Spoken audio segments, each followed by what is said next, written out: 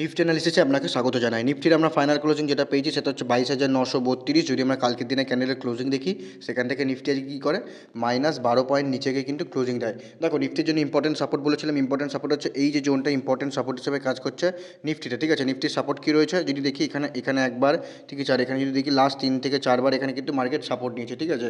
কোন লেভেল থেকে, এই যে লেভেলটা যেটা হচ্ছে 22,777 কিন্তু একটা ইম্পর্টেন্ট সাপোর্ট হিসেবে কাজ করছে নিফটিতে।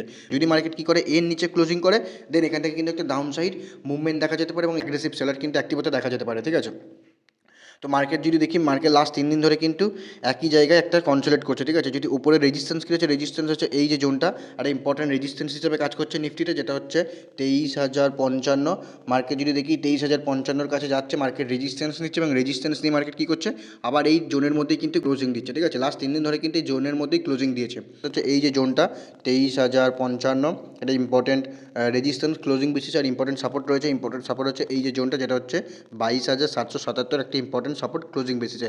লাস্ট 3 দিন ধরে এখানে সাপোর্ট নিয়েছে এবং সাপোর্ট নিয়ে লাস্ট 3 দিন ধরে এখানে কনসোলেট করছে। কনসোলেট করার পর যদি দেখা গেল মার্কেট কী হলো, কাল পরশু বা 2-3 দিন, দেখো মার্কেটে যদি আমরা ট্রেন্ড দেখি, মার্কেট কিন্তু ডাউন ট্রেন্ডে রয়েছে, ঠিক আছে। মার্কেটকে যদি এখান থেকে উপরে যেতে হয়, তো মার্কেটকে সবার আগেই 22,777 জোনটাকে একটা স্ট্রং বেস বানাতে হবে, ঠিক আছে। 22,777 থেকে 23,000 যে জোনটা, সেটা একটা স্ট্রং বেস বানাতে পারে এবং বানানোর পর যদি মার্কেট কী করে 23,000 লেভেলের উপরে যদি ব্রেকআউট করে, 23,055 উপরে ব্রেকআউট করে এবং ব্রেকআউট করার পরে অবশ্যই কিন্তু ক্লোজিং বেসিসে, ঠিক আছে। ক্লোজিং করার পর যদি আপসাইডে ব্রেকআউট করে, পরের দিন যদি মার্কেট কী করে এর উপর দিয়ে কন্টিনিউয়াসলি ট্রেড করতে থাকে, দেন এখানে কিন্তু একটা আপসাইড মুভমেন্ট দেখা যেতে পারে নেক্সট যে রেজিস্ট্যান্স, সেই রেজিস্ট্যান্স অবধি, ঠিক আছে।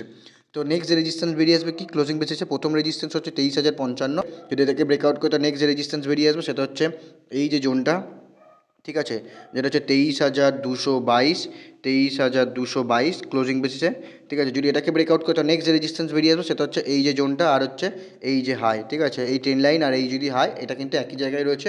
তো এখানে কিন্তু একটা স্ট্রং রেজিস্ট্যান্স হিসেবে কাজ করবে, যেটা হচ্ছে 23,555।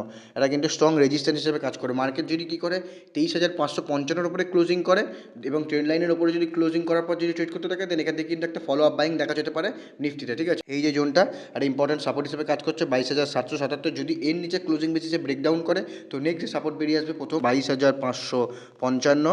যদি এটাকে ব্রেকডাউন করে, তো নেক্সট যে সাপোর্ট বেরিয়ে আসবে সেটা হচ্ছে 22,222, ঠিক আছে। এগুলো কিন্তু ক্লোজিং বেসিসে। যদি 22,222কেও যদি ব্রেকডাউন করে, তো নেক্সট যে সাপোর্ট বেরিয়ে আসবে সেটা হচ্ছে 22,055। যতক্ষণ মার্কেট কী করছে, যতক্ষণ মার্কেট এই যে জোনটার মধ্যে কাটাচ্ছে, মানে 23,055 থেকে 22,777, যতক্ষণ মার্কেট এই রেঞ্জের মধ্যে কাটাচ্ছে, তো মার্কেটকে দেখো মার্কেট কী করে, যতক্ষণ এই রেঞ্জের মধ্যে কাটাচ্ছে ততক্ষণ ওয়েট করো, মার্কেট কোনো এক সাইডের রেঞ্জকে ব্রেকআউট করতে দাও, ঠিক আছে। যদি আপ সাইডে ব্রেকআউট করে, তো নেক্সট যে রেজিস্ট্যান্সগুলো বললাম, সেই রেজিস্ট্যান্সগুলো ক্লোজিং বেসিসে দেখা যেতে পারে।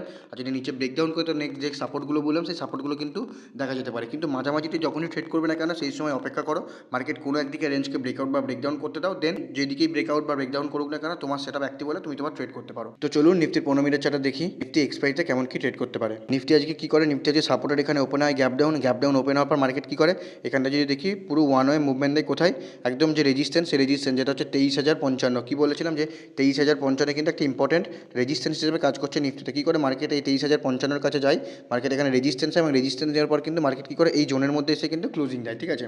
তো নিফটির জন্য এখন ইম্পর্টেন্ট সাপোর্ট হচ্ছে এই যে জোনটা, ঠিক আছে, 22,777 একটা ইম্পর্টেন্ট সাপোর্ট হিসেবে কাজ করছে। যদি তার আগে যদি দেখি, সেটা হচ্ছে এই যে সাপোর্টটা, মানে আজকের যে লো, সেই লোটা কিন্তু একটা ইম্পর্টেন্ট সাপোর্ট হিসেবে কাজ করছে, ঠিক আছে।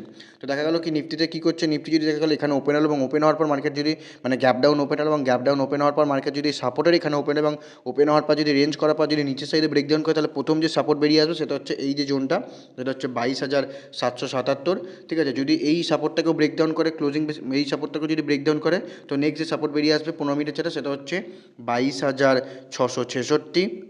যদি 22,666কেও ব্রেকডাউন করতে, নেক্সট যে সাপোর্ট বেরিয়ে আসবে সেটা হচ্ছে 22,555, ঠিক আছে। এই সাপোর্টগুলো কিন্তু দেখা যেতে পারে 15 মিনিটের চার্টে, ঠিক আছে। আর যদি রেঞ্জ করার পর মার্কেট উপর সাইডে ব্রেকআউট করে, তাহলে উপর সাইডে ব্রেকআউট করলে প্রথম যে রেজিস্ট্যান্স বেরিয়ে আসবে সেটা হচ্ছে এই যে হাই, ঠিক আছে। 15 মিনিটের চার্টে প্রথম একটা রেজিস্ট্যান্স বেরিয়ে আসবে, ঠিক আছে, যেটা হচ্ছে 23,055।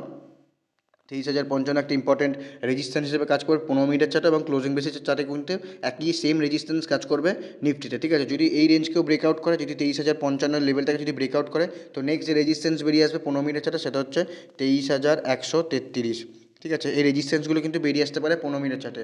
এই রেঞ্জের মধ্যে দেখো মার্কেট যতক্ষণ এই রেঞ্জের মধ্যে ট্রেড করছে, ঠিক আছে, এই যে 22,777 থেকে 23,055, যতক্ষণ এই রেঞ্জের মধ্যে ট্রেড করছে ততক্ষণ মার্কেটে ছোটো কোয়ান্টিটিতে ট্রেড করো।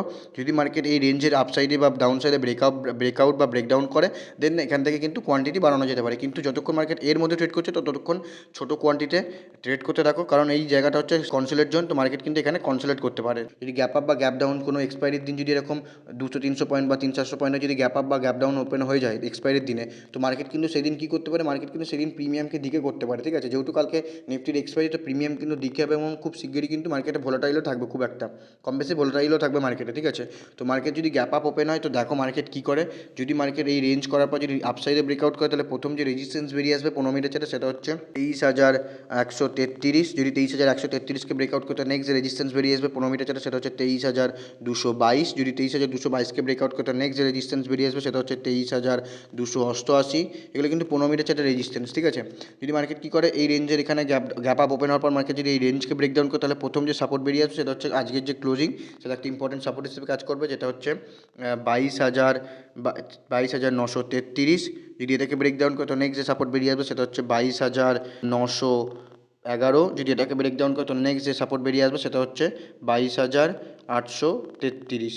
ঠিক আছে, এই সাপোর্টগুলো কিন্তু বেরিয়ে আসতে পারে নিফটিতে 15 মিনিটের চার্টে। ঠিক আছে, নিফটি এক্সপায়ারি আছে তো প্রিমিয়াম কিন্তু, তো মার্কেট কিন্তু ভোলাটাইল থাকতে পারে এবং প্রিমিয়াম কিন্তু ডিকে হওয়ার চান্স বেশি রয়েছে। কোনো একদিকে রেঞ্জকে ব্রেকআউট বা ব্রেকডাউন করতে দাও, যদি তোমার সেই সময় সেটা অ্যাক্টিভ হয় তবে তুমি তোমার ট্রেড করতে পারো। যদি ভিডিওটি ভালো লেগে থাকে বা ইনফরমেটিভ লেগে থাকে অবশ্যই কমেন্টে জানাবেন। দেখা হচ্ছে পরের ভিডিওতে, ততক্ষণ ভালো থাকবেন, সুস্থ থাকবেন।